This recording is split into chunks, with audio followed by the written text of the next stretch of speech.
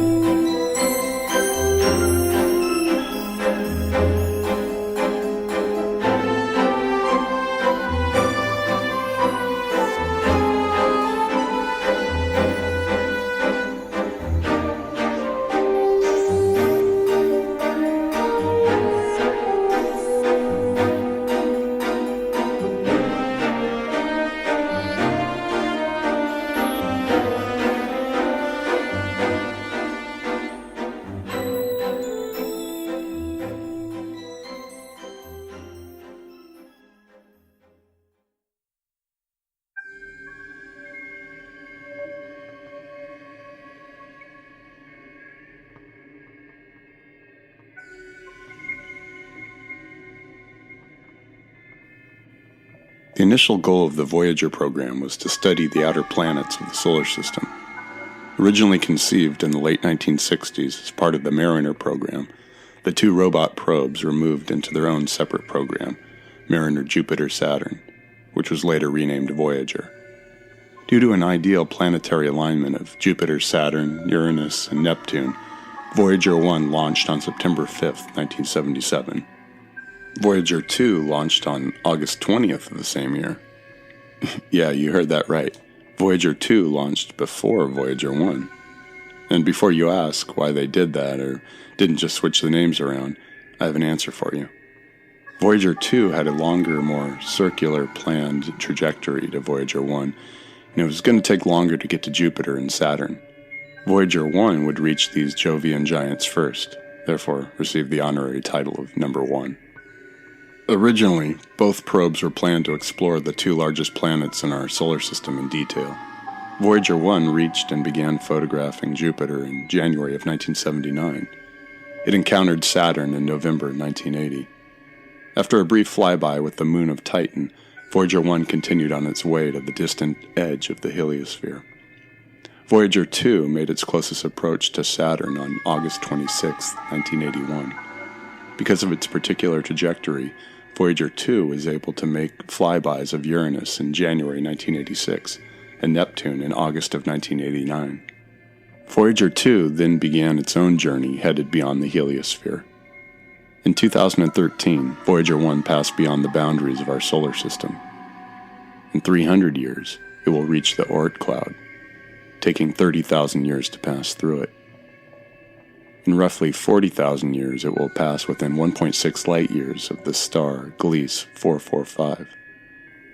In 2020, Voyager 2 passed beyond the boundaries of our solar system. In about 40,000 years, it will pass within 1.7 light-years of the star Ross 248. If undisturbed for 296,000 years, it will pass within 4.3 light-years of the star Sirius.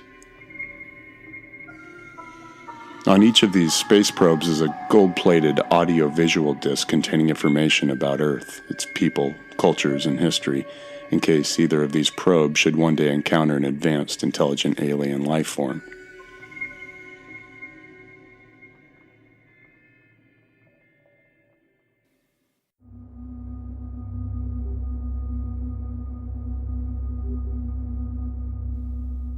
I stand before door 42 with some trepidation, but then on the other side of this door should be the answer to life, the universe, and everything, right? Monica is by my side and we're ready to go in, through another door and into another world. I'm somewhat anxious because without the internet, I feel completely disconnected from my own world, a planet I used to call home. It sounds insane to say it like that, but from where I'm standing, I can see that swirling blackness encompassing Ostium and know confidently that there's nothing earthly about it. And I very much haven't forgotten about those devastating catastrophes wreaking death and havoc on the planet. I've also done my best to ignore and disbelieve in the minute possibility that Ostium caused each of those catastrophes, and the logical extrapolation that would be if, a big if, the biggest of ifs. If opening doors in time and space caused those terrible things to happen on my world, I would be more responsible. And if that was somehow, horrifically, the case, what has opening more doors done?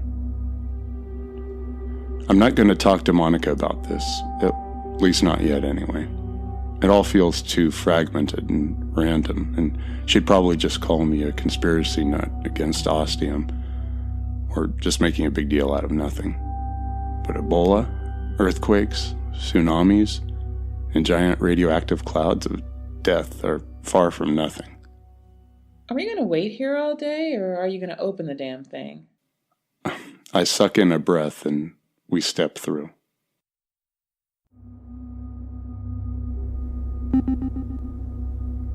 My eyes are closed. There's a humming sound and an airy sound, like air conditioning doing its job. Everything feels mechanical, artificial. I open my eyes. My first thought is, we're in another space station. But it couldn't be Mars again, could it? A different time, maybe? But as my eyes take in more details, I realize this is different. No, this is much cooler. We're on a spaceship. Cue the 2001 theme. Monica walks ahead and over to the large window in the side of the ship, looking out at deep space. It's wide enough for both of us to stand side by side, and I join her. Touching my hand to the glass, or perspex, or whatever material it is, future plastic for all I know, I cup my hands around the outside of my face to block out the lighting in the hallway. Outside, it's all black. But one by one, and then by the hundreds and thousands and beyond, the stars make themselves known in the verse. My eyes start telescoping around, trying to take in as much detail from this view as possible.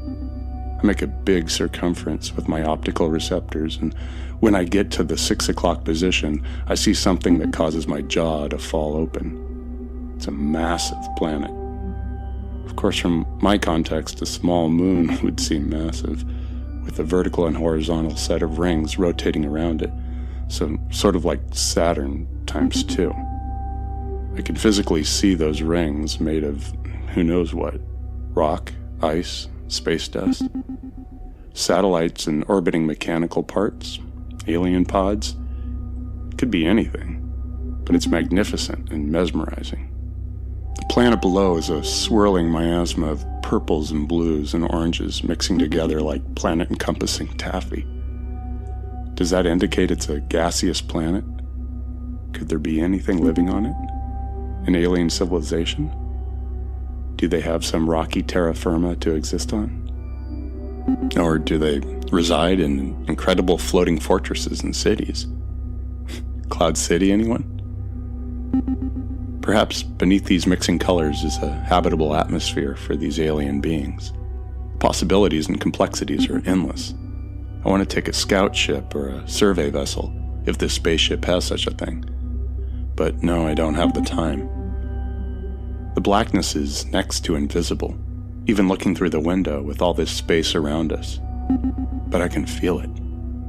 There. Far away and distant. But waiting for me to weaken, to succumb, let it overpower, to begin its inevitable approach and onslaught. It's why I'll always have a limited time when I pass through a door in Ostium, why I will never be able to fully explore the world on the other side as much as I want to. There's a literal ticking clock. Actually, no, sorry, that's not true.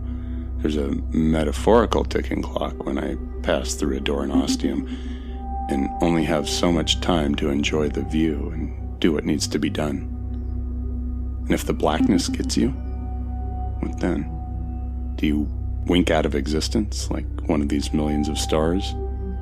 Are you disassembled one molecule, one atom at a time, flinging off electrons into the deep, dark cosmos? Who knows? Monica doesn't have a clue. I certainly don't. It's a zero-sum game, or is that a fait accompli, or neither? Or both? The point is, the only way I'll ever know what the blackness will truly do to me is by letting it envelop me. Yeah, I'm not gonna do that. Don't worry. I've got to get moving. Find out what I can about the ship. Find the artifact, and move on. The more I meditate on everything we're doing here, passing through doors and creating a bloated rift in time that probably shouldn't exist, no wonder there's never anybody here when we come through. The sheer energy dissipation to create this tear in space must be equivalent to a gravitational wave, which is only created when two black holes collide. Yeah, we're talking about a grande burrito buttload of energy. Trust me, it makes sense. I guess being on a spaceship millennia, or perhaps tens of millennia in the future, has delivered an ostium-level existential crisis upon my frail mortal coil. God, what am I even saying? Find the artifact. Got it. Monica's still glued to the window, and I can totally relate, but I grab her hand and drag her away, heading down the corridor toward I don't know what.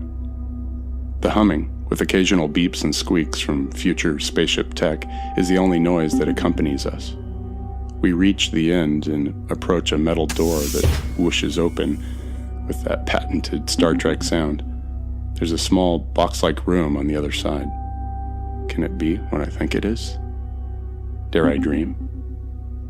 I drag Monica inside and turn around. The door whooshes closed. The look on her face isn't a happy one. Watch this.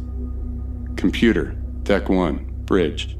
I wait for a friendly voice to reply, hopefully female, possibly male, perchance in English. Instead, there are a series of squawks.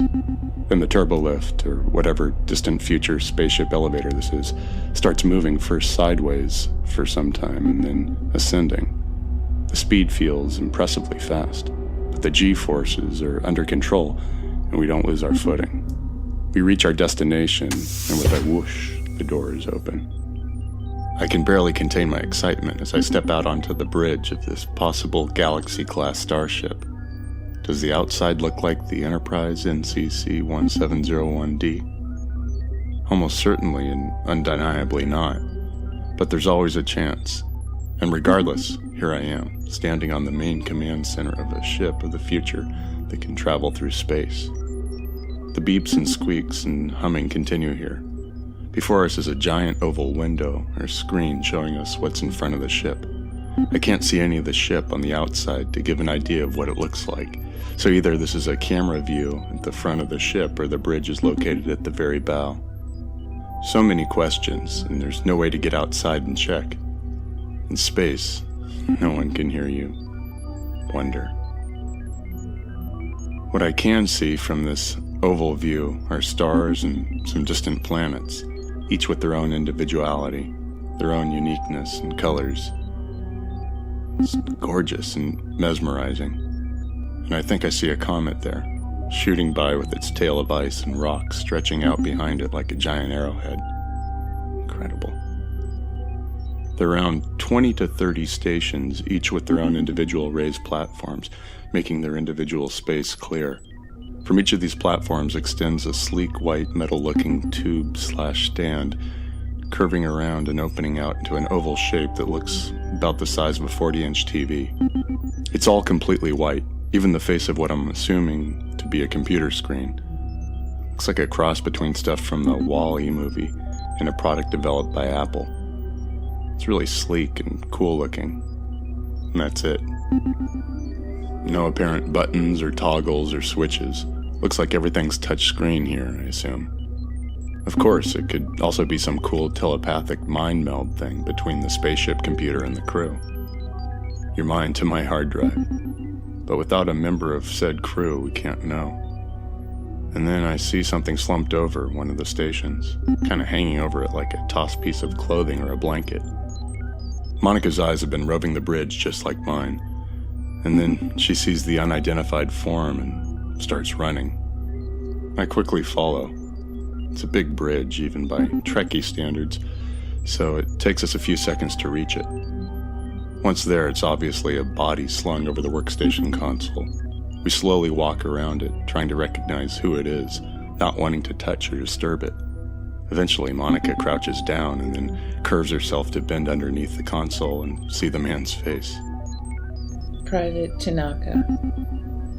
I don't see any blood, any obvious cause of death. I take a breath. Monica, we need to get going. She looks at me. The blackness is getting stronger, starting to overpower me. We don't have a ton of time. The artifact? Not here. Not on him. We need to take the turbo lift again. Well, thank fucking God for small favors. She leads the way to the turbo lift. The doors whoosh open and we step inside, letting them close behind us. I think about what to say, what to ask for. Where do we need to go on the ship? I close my eyes and try to spread my thoughts to encompass the entire ship, somehow. I don't really know how to describe it. It's weird, but it works. I feel it in one small spot on the ship, sort of like our ostium infrared maps, but with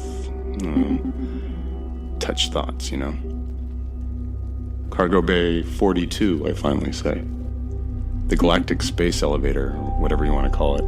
If I keep saying turbo lift, I might get Gene Roddenberry's Foundation or Trust coming after me. When it comes to a bunch of high-paid lawyers, I'm sure they'd be able to find me in Ostium, even if Ostium isn't attached to a specific point in space and time anymore. It begins moving down first at an impressive speed, then zipping to the left for some time, finally to the right for a few seconds and stopping. Again, even though we had to be moving at an incredible speed, neither Monica nor I are on the floor or even slightly shaken up, both perfectly still like we're on one of those horizontal escalators that seem to move you just that little bit faster at airports, though I'm not sure if the physics actually proves it. I swear I've had slow walkers not just match my pace, but actually pass me when I'm on one of those things. Still beats walking. The doors open to a large hangar, as kind of expected. Is it in here? I give Monica a nod and step out. It's dimly lit. I ask the computer for lights, and suddenly the entire hangar is bathed in bright floodlights that are quite blinding at first. After some time for retinal recovery, I'm able to see what's in this cargo bay. Two strange-looking contraptions about 20 feet away, looking like a binary pile of scrap metal. There are pieces of metal sticking out at odd angles, some thick and short, others thin and long. Along the arms of metal are chunks of more metal that could be anything. Instrumentation, sensors, weapons. At the heart of each contraption is a big white-looking dish with a central node pointing out from it. Kind of looks like an old-school satellite dish from the 80s or something. I remember watching this cheesy horror movie as a kid called Terror Vision, about some alien monster that was somehow summoned from space and was able to pass through the television screen and attack and kill people. I remember it mostly being a big brown slimy thing with tentacles, like a giant octopus. Anyway, the thing I remember most about it was outside the house of the family that was getting visited and murdered by this alien creature. There was this hella big-ass satellite dish on a swiveling box.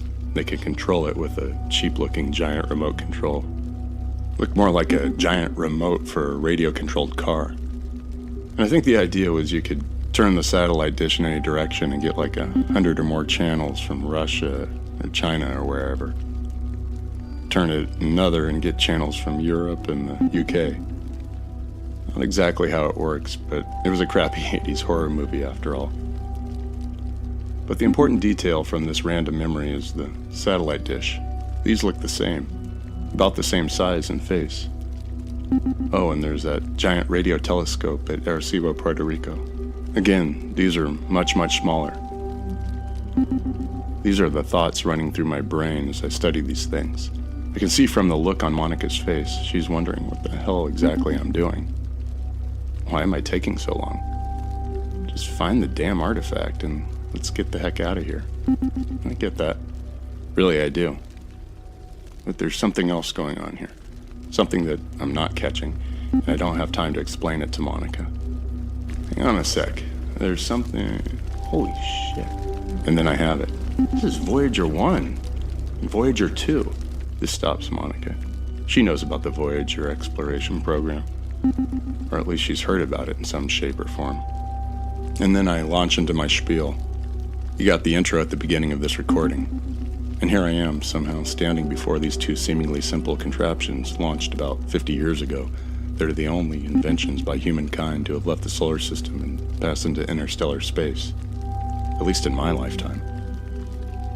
I know it's not over yet, but it doesn't seem too likely that there'll be a whole armada of either manned or unmanned probes shooting beyond the heliosphere and deep into outer space within the next 60 or 70 years. And that's when I realized the monumental precedent that is being set here. These two robotic probes have been found by someone or something. An alien being, an alien race. They've been traveling through the cosmos for who knows how long, and an intelligent extraterrestrial being found them and took them in to study, to learn about them. And in so doing, learn about the human race and planet Earth. And both of these probes is a golden disc containing a wealth of information about who we are. A committee was convened to decide what to put on the record, headed by one Carl Sagan. It contains a variety of pieces of music, 115 images, and a collection of sounds from nature and our world. Greetings spoken in 55 ancient and modern languages, as well as some other human sounds like laughter and footsteps. There's also a message from then President Jimmy Carter and UN Secretary Kurt Waldheim. These golden discs were placed just in case an intelligent alien race found them and wanted to know where these probes came from. And here's the actual proof that they've been found. To call it a historic, yes, a historic, never an historic moment doesn't do it justice. It's one of those moments that you imagine and dream about, and here it is, in the flesh, so to speak. Simply incredible.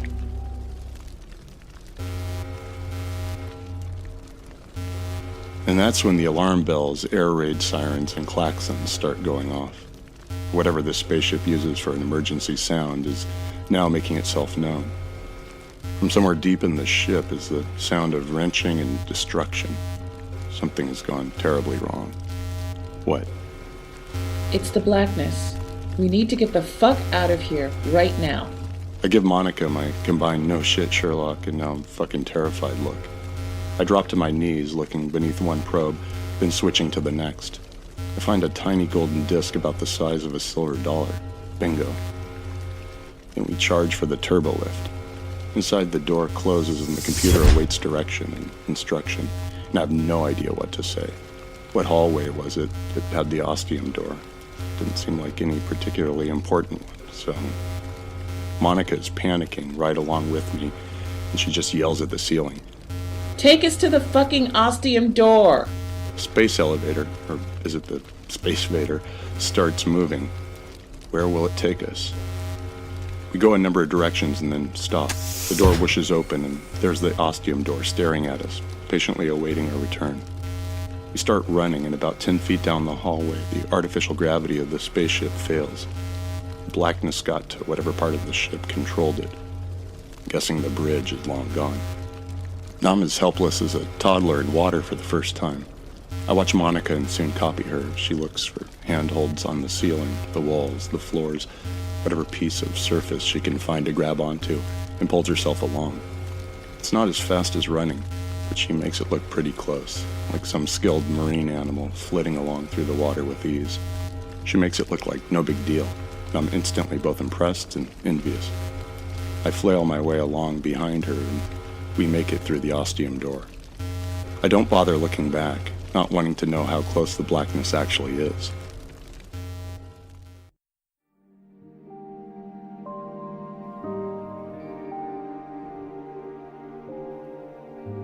It feels great to be on solid ground and submitting to the awesome powers of gravity once again. We go through the motions, offering up our tiny golden sacrifice to the map table god, which it takes and consumes heartily and without question.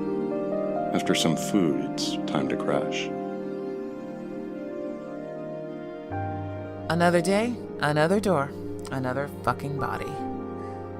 One of these days it's going to be Steve. I can almost feel it.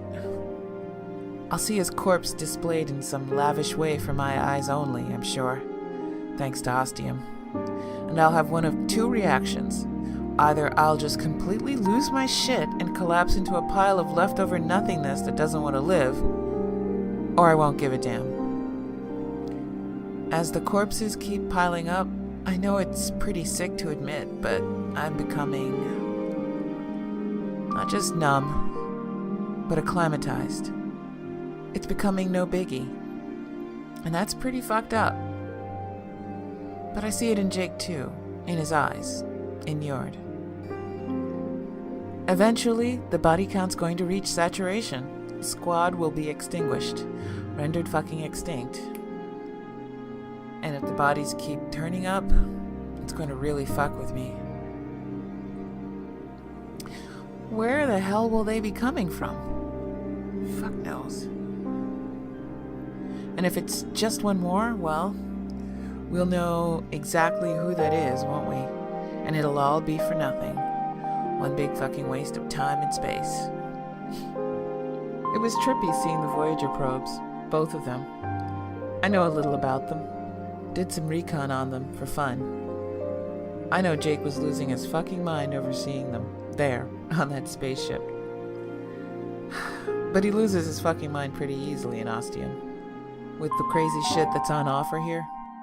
Still, it was pretty trippy, knowing what the universe can actually do. Getting those itty-bitty pieces of metal and electronics way out there. Finding them a home with an alien race.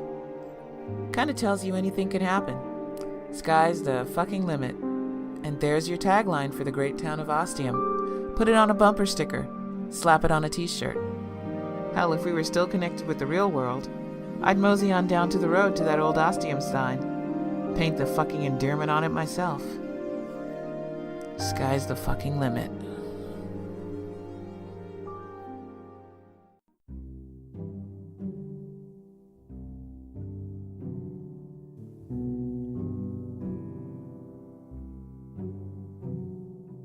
This episode was written and produced by Alex E. Talander. The voice of Jake is performed by Chris Fletcher. The voice of Monica is performed by Georgia McKenzie.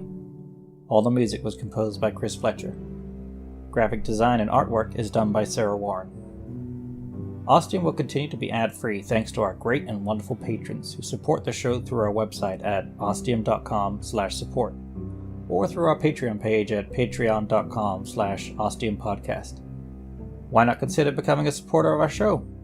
For as little as $2 a month, you can get access to exclusive mini-episodes, including something called the Ostium Files. It's a series playing around with the idea of what if you could go through an Ostium door to the time and place of your choosing? Where would you go? There are also lots of other awards like episode transcripts with illustrations, music, and special early access to new episodes of Ostium. Plus, if we hit our support goals, you'll get access to Ostium Season 3 that much sooner. And if we hit our top goal, Season 3 will start right after Season 2, without any break. So check it out at patreon.com/ostiumpodcast. Whatever you can spare will be greatly appreciated and means so much to us. You can also support Ostium by leaving us a review on the podcast listening app of your choice, or simply by telling your friends, or mentioning how much you enjoy this podcast on social media. And of course, there's also our merchandise store with a whole variety of goodies like mugs, t-shirts, and even fancy pillowcases, all at ostiumpodcast.com/store. Also, if you're looking for a good book to read, Ostium Book 1 Population Zero is out now on Amazon in ebook, paperback, and a fancy full-color illustrated edition. This week's podcast recommendation is Victoriosity, a detective comedy drama set in even greater London in the year 1887. In this vast metropolis, Inspector Archibald Fleet and journalist Clara Entwistle investigate a murder, only to find themselves at the center of a conspiracy of impossible proportions. I'm not a huge fan of comedic podcasts because I like my stories more serious and gripping, but Victoriosity managed to do both incredibly well. There's the non-stop dry British humor that has me constantly laughing out loud, along with the cool steampunkish world of this alternate London where technology has gone in some very interesting directions. Plus, you get to hear from Queen Victoria and Prince Albert. What's not to like? Finally, thanks for listening. Without you, there wouldn't be any point in doing this podcast. So thank you, and see you in 2 weeks with episode 15, Columbia.